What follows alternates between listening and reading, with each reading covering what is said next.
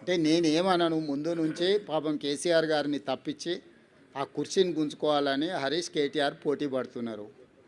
So ఒకసారి వాళ్ళకి అవకాశం ఇస్తే వాళ్ళ పరిస్థితి ఏదో వాళ్ళకి అర్థం కావాలని కేసీఆర్ గారు మౌనంగా ఉన్నారని నేను అనుకుంటున్నా. కేసీఆర్ గారు క్రియాశీలక రాజకీయాలలో లేరు. వారి ఆరోగ్యం కూడా అంతంతగానే ఉంది.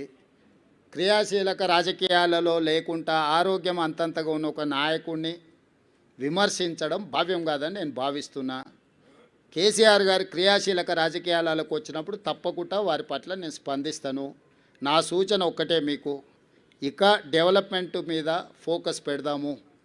రాబోయే 2 సంవత్సరాలు ఫోకస్డ్గా మన రాష్ట్రాన్ని అభివృద్ధి చేసుకుందాము, సంక్షేమ పథకాలు అమలు చేద్దాము, రాష్ట్ర ఆదాయాన్ని పెంచుకుందాము, వనరులను సమకూర్చుకుందాము, అభివృద్ధికి సహకరించండి అని ప్రధాన ప్రతిపక్షం హరీష్ కేటీఆర్కి చెప్తున్నా.